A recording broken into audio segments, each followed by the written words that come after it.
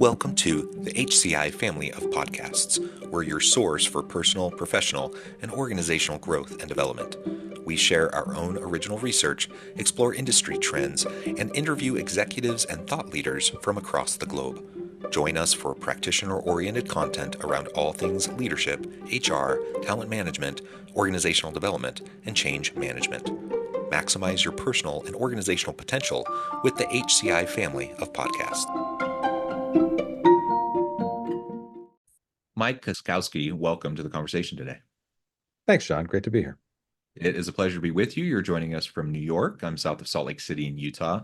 And today we're going to be talking about the most crucial leadership skills for the next decade. We're in dynamic times. It's complex, it's messy. Things are changing rapidly. We're in the age of AI, geopolitically, socially, economically, like it's a mess out there, right? Things are changing rapidly. And so what are we going to need from our leaders in our organizations, not just to be successful today, but leading into the next decade? That's what we're going to be discussing today. I think it's going to be a really fun conversation. As we get started, I wanted to share Mike's bio with everybody. Mike Kuczkowski is the founder and CEO of Orange Fiery, a strategy consulting and communications firm with 30 years of experience in journalism, politics, public relations, and management consulting. Mike believes in the power of integrating strategy and communications to drive success. He's passionate about helping clients solve complex problems with curiosity, rigor, and collaboration. I love all of that. And I love kind of the interdisciplinary kind of way that you go about your work in your firm, because we need to cross silos. We need to tackle the most complex, challenging problems from multiple frames and lenses, I think. And I'm always skeptical when consulting firms go in with like their preconceived set model of like how you fix everything. I'm like, that doesn't work. That never works. you always have to go in and look at things from a more nuanced perspective, because if it was easy to fix complex problems, they would have already been fixed, right? That's why they're messy and hard, because they're not easy to fix. So anyways, I applaud you for the good work that you do. Anything you would like to add by way of your background or personal context before we dive on in? No, I mean, I guess the interdisciplinary piece comes in a path of my career path. I started as a journalist. I did that for about 6 years at various daily and then weekly publications.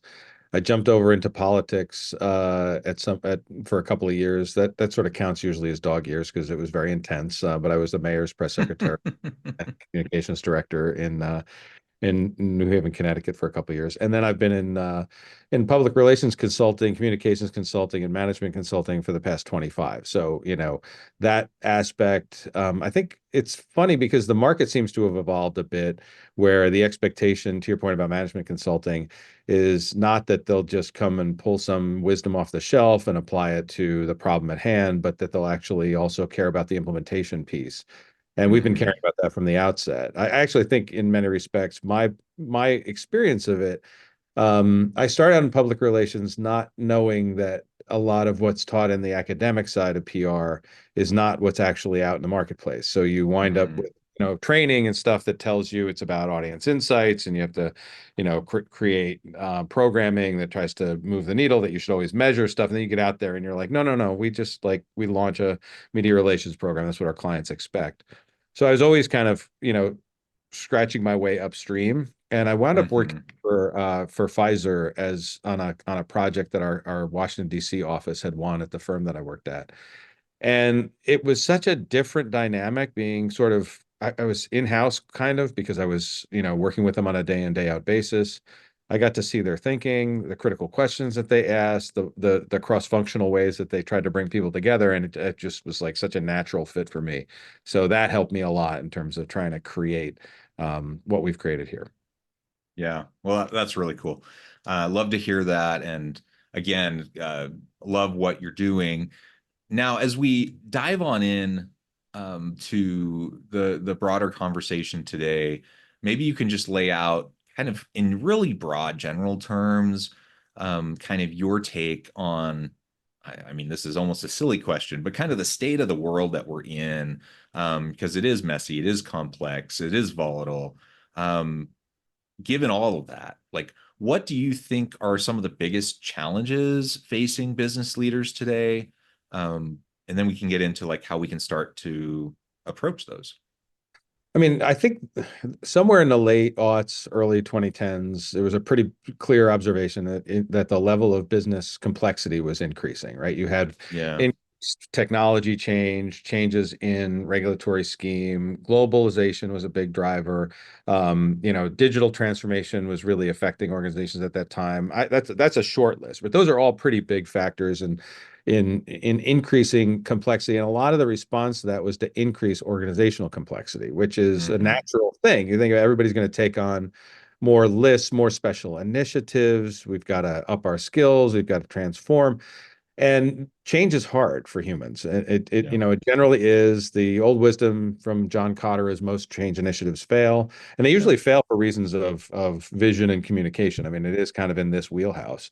That was all before a pandemic. That was all before, kind of what we're seeing today. And if you look, I think, looking across the big surveys in our space at studies done by PwC, Ernst and Young, and Deloitte, you'll see 65% of CEOs say they're concerned that geopolitical instability will disrupt their business strategy. 45% say their business will not be viable in 10 years if they don't reinvent it. And 60% are accelerating whatever business transformation efforts they have. Out of the other 40%, 39% say they're maintaining the business transformations that are underway. So it does seem like there's a lot on everybody's plates. That change is the new normal in many respects. And as they're grappling with all this complexity, the question really becomes how do you gain clarity in the midst of all this so that you can actually tell people with clarity, what are you supposed to do in this moment? How do you manage this? How do you give feedback? Everything that we know says that when you have something from a strategic standpoint kind of locked and loaded, you're going to learn tons from what it means when you actually implement it. It's going to take on a different character. It's going to look differently. People are going to have different experiences with it. You're going to have to adapt and adjust. And so, I think that's something that organizations are dealing with both internally and externally. How do you develop, the platforms and the engagement strategies to, make sure you're talking to the right people and, talking to customers in the right way, all that Hmm. stuff that drives your business. But then internally, how do you make sense of the transformation for people, give them clarity on what they're supposed to do, what good looks like, all of that. Yeah. I mean, and that's a lot, right?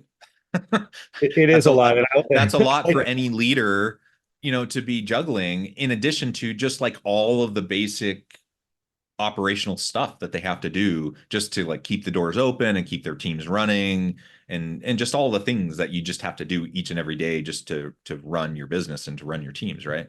it's hard and it's different, right? That's the piece that if you think about how we tend to think about organizations historically, it's more built, they were built for industrial age. There's the assembly line mentality. You're creating products, not services, and it's sort of production based.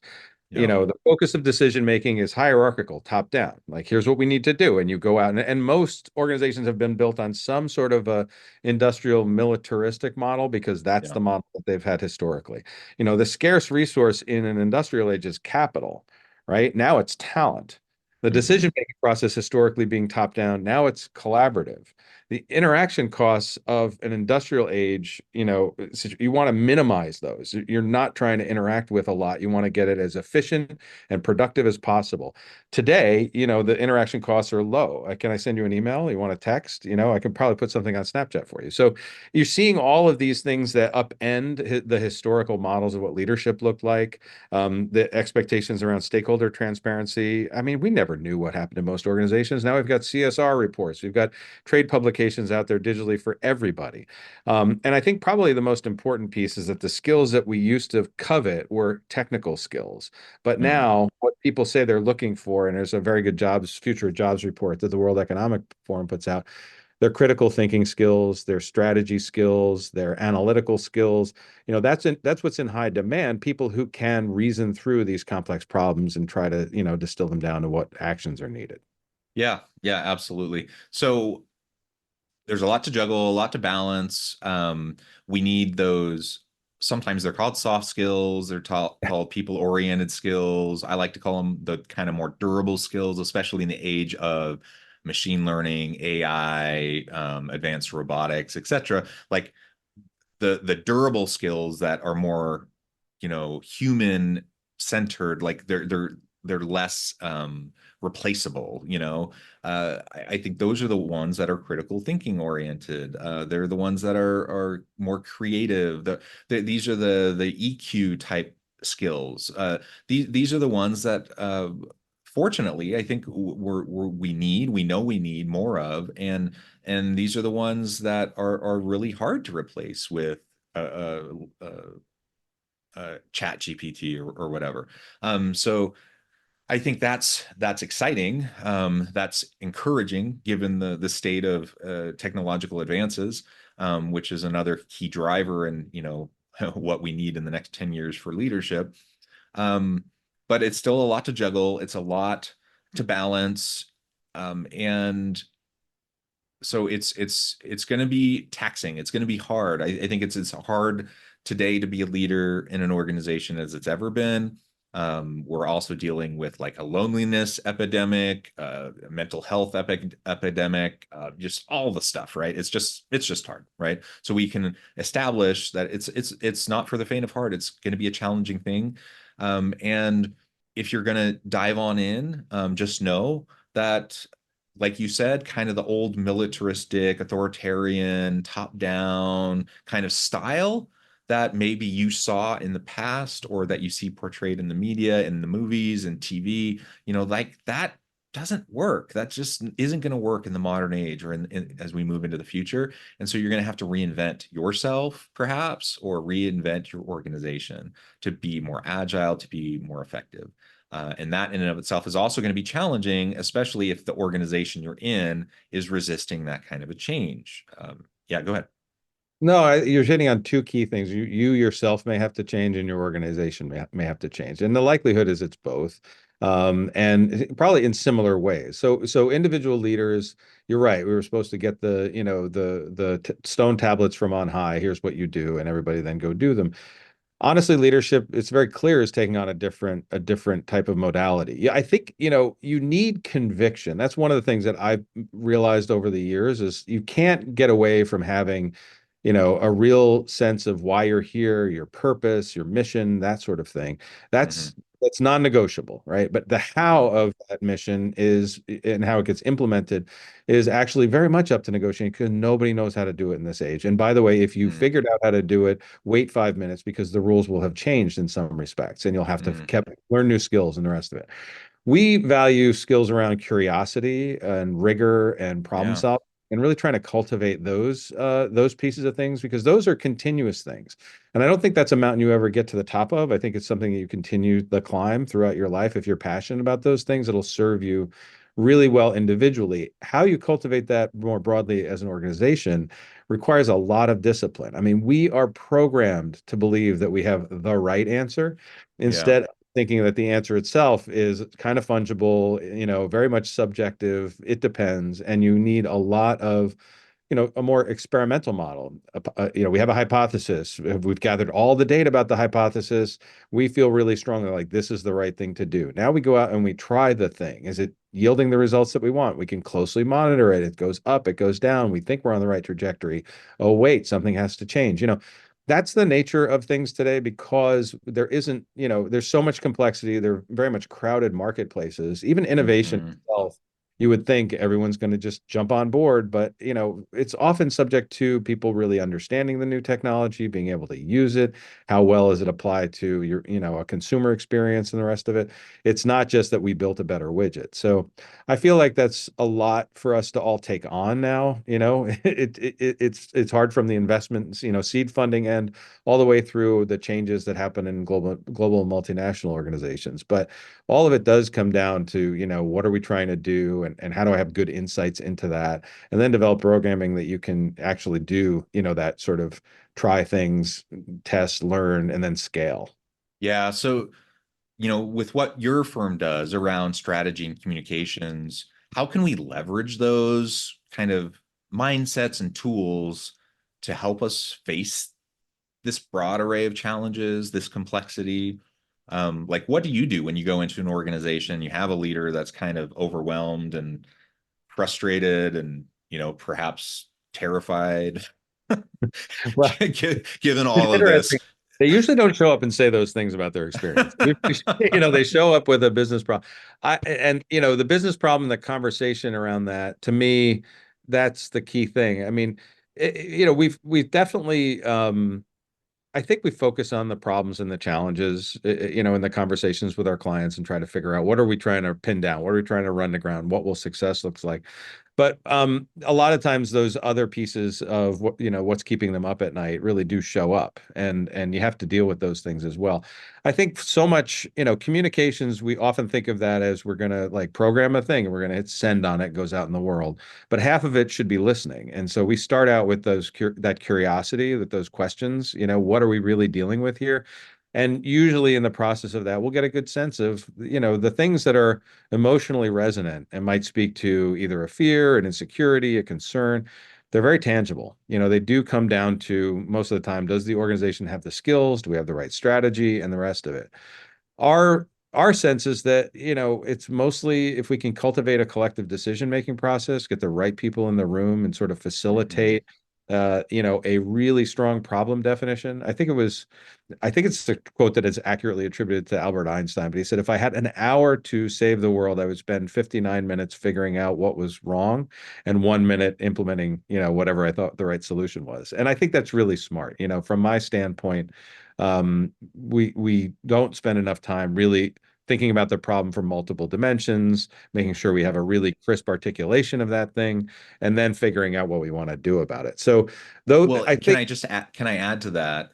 I yeah, mean, please. that comes back to kind of the interdisciplinary approach and kind of a systems, like a holistic approach to understanding complex problems that I think sometimes gets lost. Like, people don't always approach it that way. So when you don't take that kind of an approach, often what you end up doing is playing whack-a-mole with the problem, right? Mhm. So you're not really understanding the deep-rooted problem or the deep-rooted issue. You're just looking at the symptoms and you end up playing whack-a-mole. So you end up trying to respond to one symptom, you do something to intervene, you kind of fix that symptom, and it just pops up somewhere else. And so I completely agree. Like trying to really take the time to truly understand the complexity, the nuance, the interconnected issues around the problem at hand.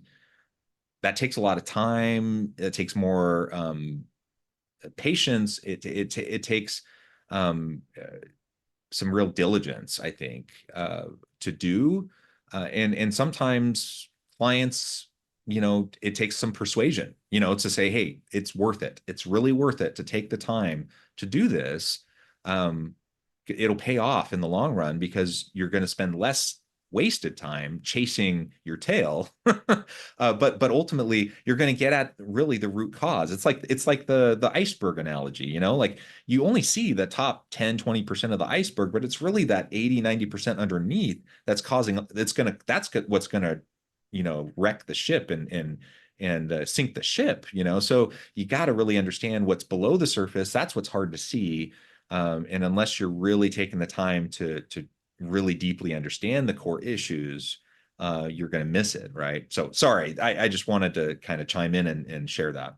No, but that's good. I mean, first of all, it's a great observation. Secondly, it's the job of a good facilitator to really get at that what's underneath the surface business. I mean, if you hire us or frankly any firm to try to work on a strategy problem or work on a, particular market problem that you may have or something about the positioning of your brand or something like that, there's lots of different approaches to it. But I think you have to be able to step back and say, did we really get at it? Did we really talk about the Yeah. real issue? That's where I think there's value in having an objective third party out there instead of trying to be the boss and trying to facilitate all those conversations. It limits your effectiveness. If you're a leader and you're trying to solve all this and the rest of it, ultimately it's very hard to gather everybody around the table, say, Mhm. here's what our goal is, and also be the decider on all of the issues that come up in the course of the conversation. That's just too much to juggle, I think. So you need a partner who's really going to listen and help your team, kind of deal with the right questions. I think over the years, I mean, look, anybody who's worked with me would tell you, I definitely have an ego, but I've learned over the years that it's not particularly helpful, and you just have to sublimate that and really try to. Your job is to be in service of the conversation and service of the problem, and Yeah. just keep asking, because it's really not about you. It's very much about that team, and hopefully that team has the right insights. You can deal with things if people aren't really contributing or focused or performing, you can have those conversations. But for the most part, people are well intentioned. They're dealing with what you said earlier, way too much complexity, a lot of things that weren't necessarily what they signed on for or thought they'd be dealing with. And they need, a little help in sort of navigating their way through it. Yeah, yeah, absolutely.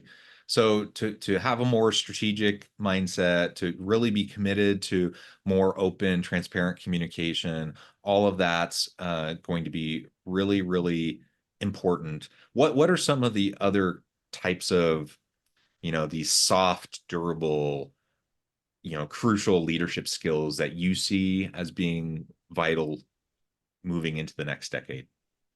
Well, so I mentioned the piece about conviction, and that's a critical. Yes, yeah. But then once you have that, you've got to be in a place where you can bring empathy to people, and I think frankly empathy to strategy at the end of the day. Hmm.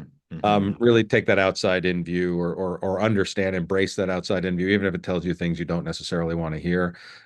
There has to be kind of built-in listening components over the course of things where you're getting inputs from people. I love it when I hear about people who are managed by walking around, but just Yeah. creating forums for feedback, creating those touch points with people so that you're not in some way isolated. I think the best leaders find ways to reach outside the center and go to the edge of the organization, meet with customers, see people in the sales force, understand what's actually happening on the ground. I think there's a critical part about flexibility and vulnerability that you have to embrace. Vulnerability isn't weakness, by the way. It's actually just the ability to sort of put yourself out there and again deal with empathy as an important leadership priority, and then Hmm. do with that what you will. And I think some of the things that are needed right now, a sense of self-awareness, those are hard to come by too. I think if there are critical danger spots that people are probably not prioritizing enough, or maybe they are, it's just they may be thinking about it much more broadly. It's this tendency toward misinformation and disinformation, Yeah. because look, you're going to have to communicate, continuously about things that you're trying to do as a leader. Once you're tired of talking about it, typically people are just starting to hear you. And, Right. being on the lookout for ways in which that's getting distorted or played back to you, and it's that old game of telephone, and it's changed somewhere along the way, and it's no longer what you intended to put out there. Those sort of, practices are really, really important. That's something I see all the time too. And I get it. I get, senior executives who are in the meetings where things are discussed all the time. Um, in their mind, they're talking about these issues all the time. And they're sick of talking about it. They think it's been discussed ad nauseum. They think it should be crystal clear to everyone that everyone should understand. The problem is just because they discuss it in meetings all the time doesn't mean it's trickling down the vine to everyone else at the same frequency, right? It doesn't always get to the end of the row. And like you said, even if they are discussing it all the time, and even if it is getting disseminated all the time, people aren't always listening all the time, or they're not understanding all the time, and it takes a lot of communication until people are really paying attention, really understanding. And so I see so often leaders just getting so frustrated because they feel like they've communicated or over communicated even, and and then the line workers don't get it, or they don't understand, or they start filling in the gaps of where they aren't they don't feel like the communication's coming, and so they start making stuff up or gossiping or whatever, right? And the leader's thinking, no, like I told them, I sent an email 3 months ago that explained this very thing. I'm like, dude, that's not enough. And to us, we chuckle about that and we laugh, but I think leaders fall into that trap all the time, and it's not because they're nefarious. It's not like they're trying to like sit behind closed doors in a smoke-filled room thinking about how to like hide everything from their employees, but they don't realize, how extra, they need to go in terms of trying to over communicate. Well, look, I mean, communication is a very messy process. Yeah. It's linear, and we use narratives a lot to try to, create this clearer sense of, problem, solution, where we're all headed, what you can do to support it. That works in a narrative a lot more easily than it works in bullet points on a 3x5 card. I think what we don't necessarily understand in talent and in, within organizations is people are hardwired to around narratives, but also to do something called sense making. So sense making Yeah. is a very human activity. There's a lot of research on this. I think it's a fascinating area. And here's what it is basically. Your sense making is I have a story that explains the world around me. I have a mental model of how things work together or don't. And then I gather data about what I'm seeing. I take the communication I just got from my boss at 9 a.m. Monday email, and I run it through that filter of sense making. And I might change my mental model. I might, like things may evolve. I might see that thing as an input that is completely consistent with what's been said before. I might see it as dissonant. It might break up my sense making. I might reshape my worldview based on this. I think we need to recognize that people are doing that. We're not sort of AI or automatons that are like, thank you for the input, and now I will go and do that thing. We're always assessing our mental models about what's happening around us. And if you can design communications that recognizes that that's happening, might require you to over communicate, require more transparency than you're comfortable with or what would have thought was needed historically. Those pieces will really serve you well. Recognize you're not the only person trying to make sense of the situation that you're in and figure out what to do about it. Often Yeah. your line people are doing it. They may be doing it kind of at a different level. They may have a narrower view of the world or frame of experience with it, but it's the same process. And so support that process. Listen to them, offer information that reinforces the way you're looking at the world or the way the organization does. Be open to information that suggests you might have something wrong about it. That's certainly true too. But that continuous communication problem, don't get tired of saying it because again, they're just starting to hear you, is really important. Yeah. Yeah. Absolutely. Well, Mike, this has just been a fantastic conversation. We could go on, I think, for hours, but I do note the time. I probably do need to let you go and get on with your busy day. So, as we start to wrap up, I just wanted to give you a chance to share with the audience how they can get connected with you and your team, and give us the final word on the topic for today. Absolutely. So you can reach me at mike@orangefiery.com. That's orange like the fruit, fiery like the passion. And you can find me on LinkedIn as well. And, I think we're just in an evolutionary moment when it comes to leadership and the nature of the economy. It's not going to change. I think these are things that if we were to fast forward, we're probably going to still be talking about these things. You and I didn't touch much on AI, but, there's a lot of misconceptions about the role of Yeah. that and the technology change that's coming. And I think these skills that we're talking about today are only going to become more important rather than less important in the world, that's coming. So appreciate the conversation that we had. We definitely could continue. I hope others, will continue that conversation as well. It's really critical. Yeah. Well, thanks again, Mike. It's just been a pleasure. I encourage the audience to reach out, to get connected, find out more about what Mike and his team can do for you. And as always, I hope everyone can stay healthy and safe, that you can find meaning and purpose at work each and every day. And I hope you all have a great week.